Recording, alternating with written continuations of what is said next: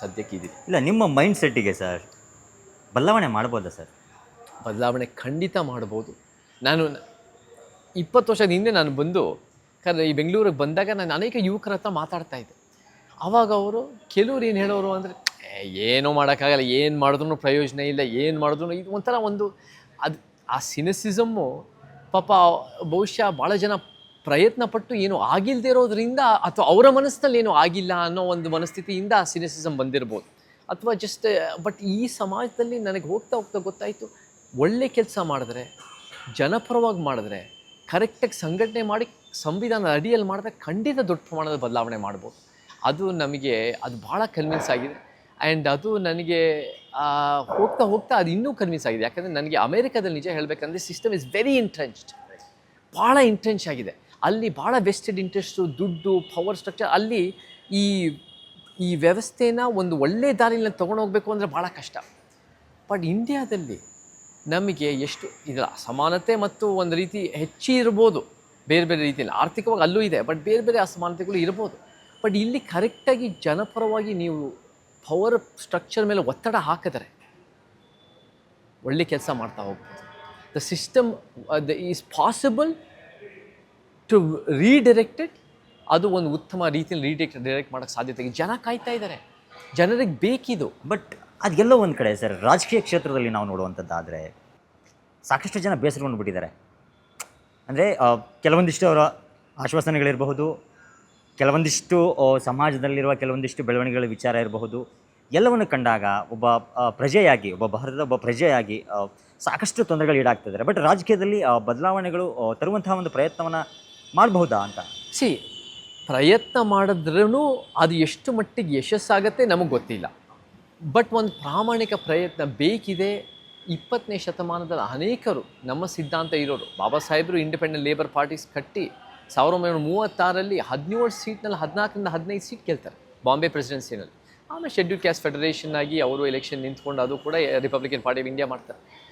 ತಮಿಳುನಾಡಿನಲ್ಲಿ ದ್ರವಿಡಿಯನ್ ಮೂವ್ಮೆಂಟು, ಅದೇನು ತಂದೆ ಪೆರಿಯಾರ್ ದ್ರಾವಿಡ ಒಂದು ಭಾಷೆಯ ಪರಿಕಲ್ಪನೆ ಜೊತೆ ಜಾತಿ ವಿನಾಶ, ಪುರುಷ ಪ್ರಧಾನ ವ್ಯವಸ್ಥೆ ವಿನಾಶ, ದೊಡ್ಡ ಪ್ರಮಾಣದ ಒಂದು ಪ್ರಾದೇಶಿಕತೆಯ ಶಕ್ತಿ. ಅವರು ಚುನಾವಣೆ ನಿಲ್ಲಿಸ್ಕೊಳ್ದಿದ್ರು ಆ ಒಂದು DMK ಮೂವ್ಮೆಂಟಿಂದ ಅದು ದೊಡ್ಡ ಪ್ರಮಾಣದಲ್ಲಿ ಯಶಸ್ಸಾಯಿತು. ಆ ಒಂದು ದ್ರವಿಡಿಯನ್ ಹೆಸರು ಅದು ಇವತ್ತಿನ ದಿನ ಎಷ್ಟು ಮಟ್ಟಿಗೆ ಅವರು ತಂದೆ ಪೆರಿಯಾರ್ನ ವಿಚಾರ ಉಳಿಸ್ಕೊಂಡಿದ್ದಾರೆ, ಅದು ಒಂದು ಪ್ರಾಮಾಣಿಕ ಇದೆ, ಅದು ಬೇರೆ ಪ್ರಶ್ನೆ. ಬಟ್ ಅದು ಒಂದು ಪ್ರಾದೇಶಿಕತೆಗೆ ಒಂದು ಕಾರಣ ಆಯಿತು.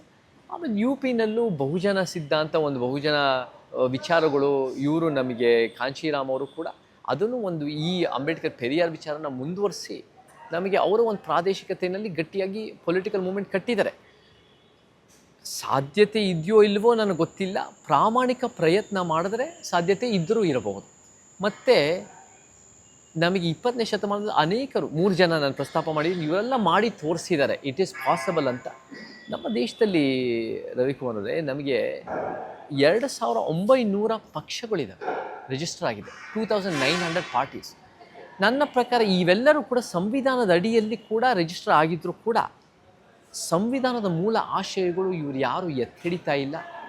ಯಾರಾದರೂ ಸಂವಿಧಾನ ಜೈವಿಂದ ತೆಗೀಬೋದು, ಸಂವಿಧಾನ ಜಾಥಾ ಮಾಡ್ಕೋಬೋದು, ಸಂವಿಧಾನ ಕಂಠಪಾಠ ಮಾಡೋ ಕೆಲವು ವಿಚಾರಗಳಿರ್ಬೋದು, ಬಟ್ ಸಂವಿಧಾನ ಮೂಲ ಆಶಯ ಎತ್ತಿಡಿತಾ ಇಲ್ಲ. ಯಾರಾದರೂ ಮೂಲ ಆಶಯಗಳು ಎತ್ತಿಡಿತಾ ಇದ್ದಾರೆ ಅಂದರೆ ಸಮಾನತಾವಾದಿಗಳು, ಸಮಾಜವಾದಿಗಳು, ಒಂದು ಸಮಾನತೆ, ನ್ಯಾಯ, ವೈಜ್ಞಾನಿಕತೆ ಎತ್ತಿಡಿಯೋ ಮನುಷ್ಯರೇ ನಿಜವಾಗ್ಲೂ ಈ ಒಂದು ಮೂಲ ಆಶಯಗಳು ಎತ್ತಿಡಿತಾ ಇದ್ದಾರೆ. That's why we need alternative politics. And ನಮ್ಮ ದೇಶದಲ್ಲಿ ಪ್ರಜಾಪ್ರಭುತ್ವಗಳು ಅನೇಕ ದೇಶಗಳಲ್ಲಿದೆ, ಆದರೆ ಎಲ್ಲ ದೇಶಗಳಿಗಿಂತ ಎಕ್ಸ್ಟ್ರಾರ್ಡಿನರಿ ಪ್ರಜಾಪ್ರಭುತ್ವ ಅದು ಭಾರತ ಅಂತ ಹೇಳಿದ್ರೆ ಸುಳ್ಳಿಲ್ಲ.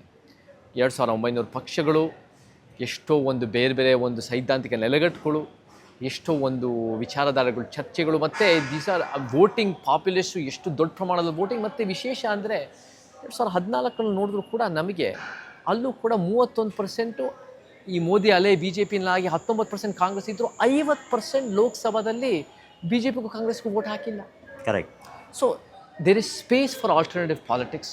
ನಾನು ಎಷ್ಟೋ ಕಡೆ ಹೋಗಿದ್ದೀನಿ, 125 ಮತಕ್ಷೇತ್ರದಲ್ಲಿ ನಾವು ಸಮಾನತೆ ಸಭೆ ಮಾಡಿದ್ದೀವಿ. ಅವ್ರು ಹೇಳ್ತಾರೆ, ನಾವು ಇವಾಗ ಮತ ಹಾಕ್ತಿರೋದು ಅನಿವಾರ್ಯತೆಯಿಂದ, ಪಕ್ಷಗಳು ನಮಗೆ ಬೇರೆ ವಿಧಿ ಇಲ್ಲ ಅಂತ ಹಾಕ್ತಾಯಿದ್ದೀವಿ.